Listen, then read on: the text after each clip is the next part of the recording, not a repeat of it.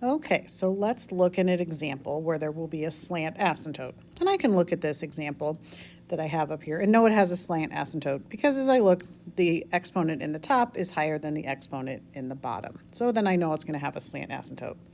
So as we come up here, okay, and we start, the first thing we're going to do is we're going to factor. Okay, so we are going to factor the numerator, and that's going to factor to x minus 2 and x plus 1, and then that x minus 1 stays on the bottom. If you notice, there are no common factors, which also tells us there's going to be no holes in here. So we can't cancel anything out. We're just going to leave it like it is.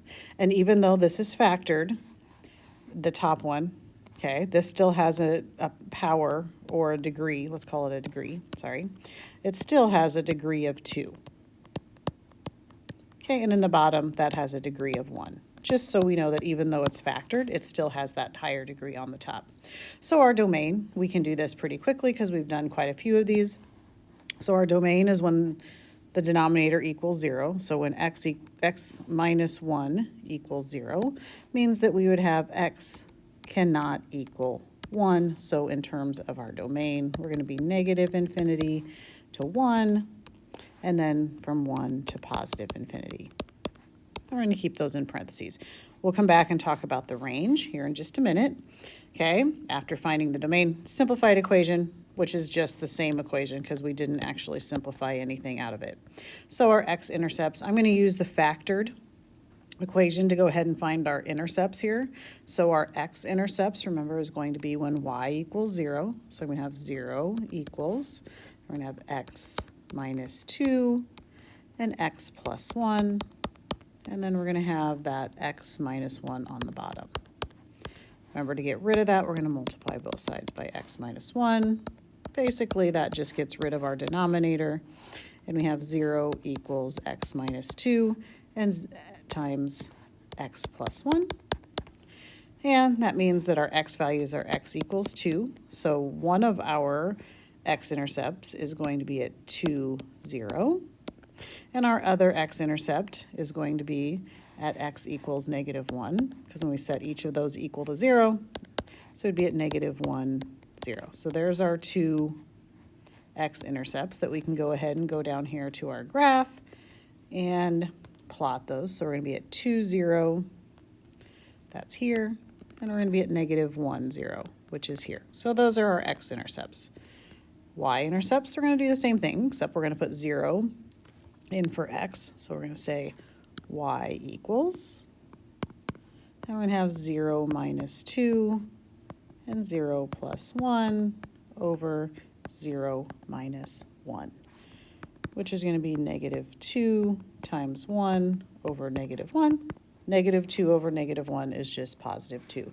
So our y-intercept is going to be at 0, 2. So there's our y-intercept that we have. So I'm going to come down here to my graph. 0, 2 is going to be right there. Okay, so we got some points going. Our vertical asymptote, that's going to be our exclusion or our restriction before simplifying, and in this case also after simplifying because it didn't change. So we're going to have x equals 1, and again that came from the domain up there. So we're going to have x equals 1 is going to be our vertical asymptote. So we're going to draw our little dashed line here.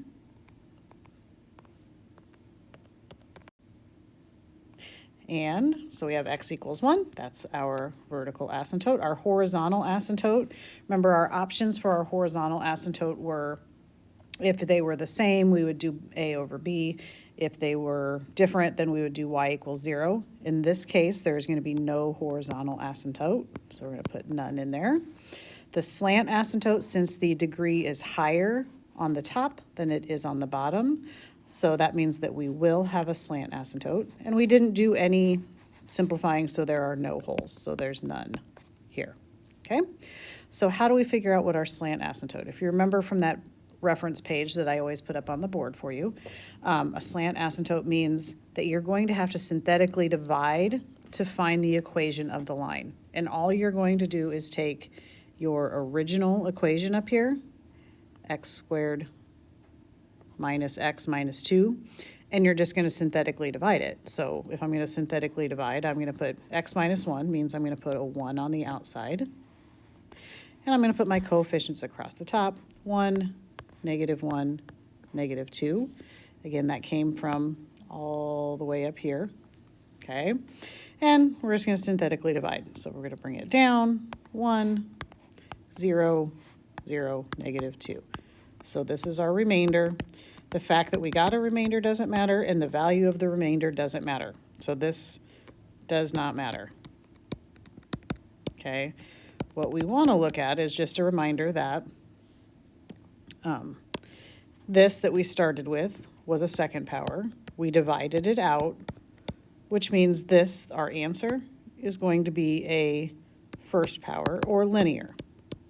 And that's where we're going to get our slant asymptote, is from that linear equation that's left. So we would have, and again, the -2 there does not matter. So we would have 1x plus 0. So our equation is 1x plus 0.